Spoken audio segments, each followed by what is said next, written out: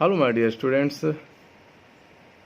I hope in the previous discussion you must have acknowledged what was going on in Roger Chillingworth's mind. He was very vindictive kind. He wanted to take revenge on Dimmesdale.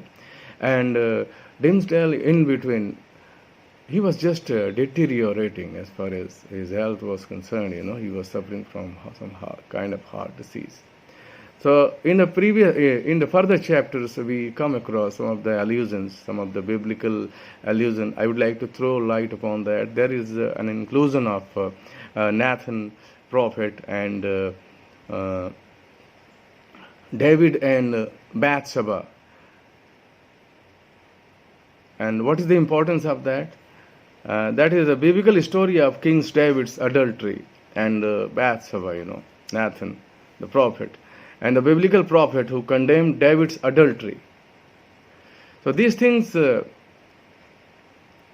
have been happening for a long, long time. And people have just given their own opinions. People have appointed, the society has appointed in its own way. And the things moves in such a way that the stories are created. So there is also an allusion or inclusion, I would say, of Sir Thomas Overbury and Dr. Foreman in the previous chapter. The subjects of an adultery scandal in 1615 in England. Dr. Foreman was charged with trying to poison his adulterous wife and her lover. Overbury was a friend of the lover and was perhaps poisoned. So in the forthcoming chapter we shall be having some information. In the next few chapters, the Chillingworth investigates to identify Pearl's father for the sole purpose of taking revenge. Clear? Now, a typical protagonist is being created because there is a transformation in the mentality. So this transformation, which was created by Nathaniel Hawthorne, was very, very necessary just to give a turn to the novel. Adopting his attitude of a judge seeking truth and justice, he quickly becomes fiercely obsessed with his search into Dimmesdale's heart. And finally he is able to find it out, because when he was being treated and when he opened his chest, there was an imprint of engraved letter A. But he always returns in the digging with all his intelligence and passion. So some kind of dramatic soliloquy, all the time he keeps on thinking, muttering, whispering something in his solitude, that this must be that, that must be this, and tries to find out, tries to concentrate his mind. What could be the relationship between Pearl, Hester Prynne, and Dimmesdale? So in the forthcoming chapter, there is pulling and tagging by Chillingworth at heart and soul of Dimmesdale.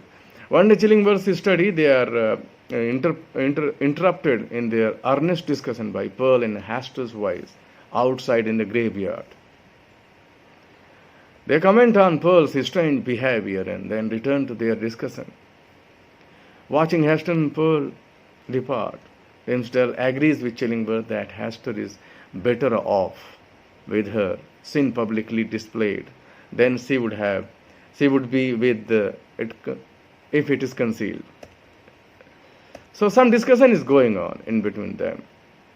So Dimmesdale rushes from the room and Chillingworth smiles at his success. One day not long afterwards, Chillingworth finds Dimmesdale asleep in chair. Pulling aside the minister's vestment, he stares at the clergy's chest. And what is found there? He sees there causes a wild look of wonder, joy, and horror. And he does a spontaneous dance of ecstasy. He starts dancing that he was able to find out the truth which was kept hidden. So his whole existence is full of ecstasy. So this chapter allows the reader to witness Chillingworth's evil determination to accomplish his revenge on and to increase the painful inner suffering of the young Arthur Dimmesdale. So the very, very spectacular but mysterious reference to Dimmesdale's chest at the end of the chapter is an important clue. He gets the clue that we should remember when we reach chapter 23rd. At this point, Chillingworth has identified his quarry. Hawthorne further develops an important thematic purpose by establishing a firm connection between the body and the soul, the external representation of the inner character. Because a strange sympathy betwixt soul and the body. So the reader is explicitly led to interpret the appearances and actions of the characters symbolically with the description of Chillingworth's appearance and action as he uncovers the secret that lay on Dimmesdale's bosom. Now he starts torturing the minister, subtly tormenting him with the comments designed to trigger fear, agony. Dimmesdale does not realize Chillingworth's motives, but he nonetheless comes to fear and abhor him. So there is a certain kind of abhorrence in his mind, Dimmesdale's mind. As Dimmesdale's suffering becomes more painful and his body grows weaker and weaker, his popularity among his congregation grows stronger. So you can just, what should I say? You can just clarify this thing by reading these lines. The design of God. At one hand, he was losing his health. He was just getting deteriorated moments by moments.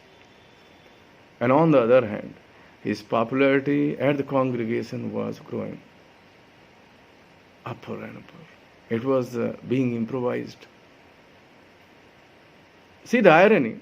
He was closing nearer. He was coming nearer to death, and his popularity was growing greatly. So this kind of irony can be found only in the writing of Nathaniel Hawthorne. It's a pathetic reality. You must understand. So further, the minister's sermons are eloquent. He is getting eloquence, he is getting outspokenness, everything is getting as far as his speech was concerned before the congregation, but he was deteriorating. He was losing his health.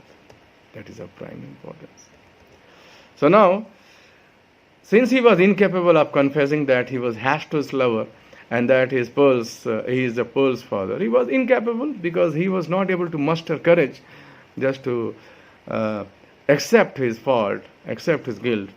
So the one act necessary into his salvation, he substitutes self-punishment. He beats himself. Most of the time he was being whipped by himself with a bloody whip and keeps frequent all-night vigils during which his mind is plagued by frightening visions. Now he started punishing himself. And what was the reason for that? He wanted to get salvation. But in Christianity, no. In the Puritan beliefs, you cannot expect salvation until you accept it, until you accept your sin publicly on the scaffold. Further, so we get the painful agony. As he writes beneath the burden of a guilt, he seems powerless to confess. And this powerlessness creates a typical kind of personality inside the Dimmesdale whole existence. Along with the strong characterization of Dimmesdale and Chillingworth, Hawthorne makes two additions to the plot in this chapter. First, the confirmation that Chillingworth no longer has doubts about the minister's guilt. Thus, he has undertaken a plan. He has made a plan and a campaign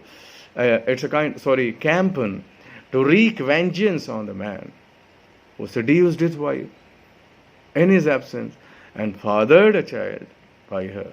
And second, a specific statement about the methods and degrees of Dimmesdale's own self-punishment.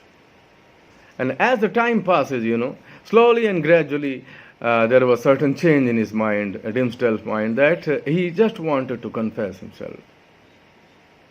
So after leaving the house, Dimmesdale walks into the scaffold where 7 years earlier Hester Prynne stood, wearing a sign of shame and holding Pearl. Now, in the damp, cool air of the cloudy May night, Dimmesdale mounts the steps while the town sleeps. Realizing the mockery of his being able to stand there now, he was just practicing to do so, safe and unseen, where he should have stood 7 years ago. He was just trying to dramatize whether he would be able to face the public or not.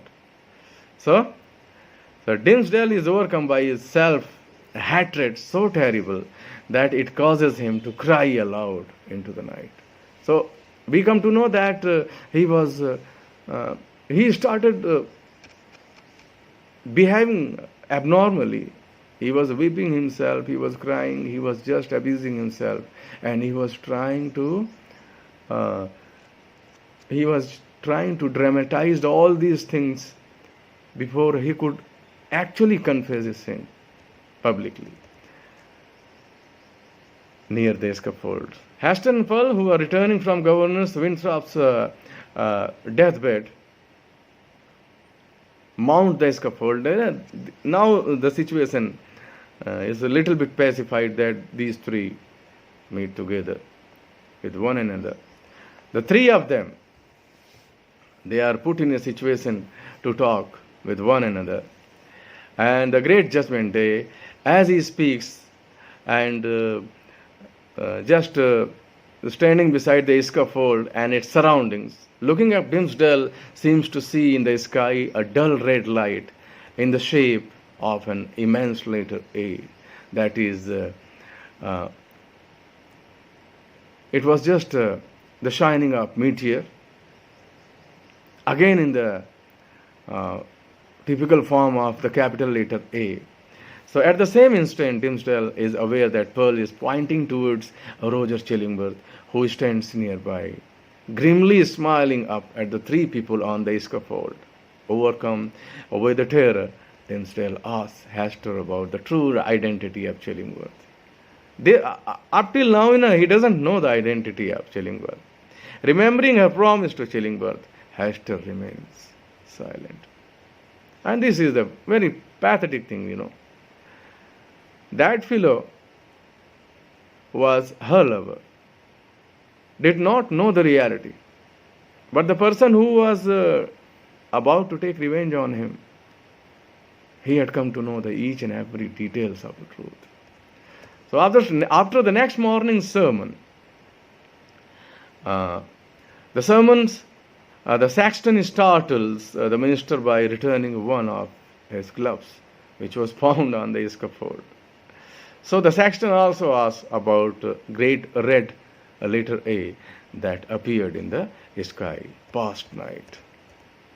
So we would like to analyze this discussion by adding some of information that the second of three crucial scaffold scenes appears exactly in the middle of the novel. Again, Hawthorne gathers all the major characters in one place. And this time in a chapter so forwarding, so convincing in its psychology, so rich in its symbolism, that it is unquestionably one of the most powerful in the whole novel, in the middle of the novel. Okay? So that scene, falling of the meteor, and meeting of these three protagonists, chief major characters of the novel, it is one of the most important part of this novel. And I hope most of the things must have been unfolded itself before you. And in this discussion, I would like to add that that meteor seemed otherwise to those who saw it. Nothing was more common in those days than to interpret all meteoric appearances. So as so many revelations from supernatural source, so and the question of whether the ominous red A appeared at all, it's ambiguous. Although the Saxton refers to the latter, Hawthorne suggests that the A may have appeared only in Dimmesdale's imagination. We impute it solely to the disease in his own eye because he was suffering from. He started behaving like a crazy person, and we impute, Hawthorne says, solely to the disease in his own eye and heart that the minister was suffering from. And another very important chapter entitled Another View of Hester, this chapter is a discussion of Hester's personality. She was a self-willed and very, very strong lady. Though she was being eyed upon all the time, everybody was staring. Her whole personality. And the people dealt with her scornfully. So Hester's personality, character, intellect, as well as summary and an update of her past 4 years, which were spent along with her daughter. So this other view refers to both the changing perception of the Puritan community toward Hester and the narrator's telling description of her, because she had started earning her own, because she was very much skilled in that sewing work, embroidering, so many things. She was just excluded one thing only, and that was sewing the wedding garment. It was again ironical. So now her position in the eyes of the Puritan community has changed considerably due to her grace and her charity. Whatever she was earning, she was just donating also. She was all the time willing to help others. So there was a great change in her character. Further, one day she was walking on the peninsula, with Pearl. Hester sees Chillingworth and sends Pearl down to play. She allows her daughter to play herself by the seashore. While she speaks with her husband, she is surprised at the changes in Chillingworth, just as she was shocked by Dimmesdale's spiritual ailment and aging.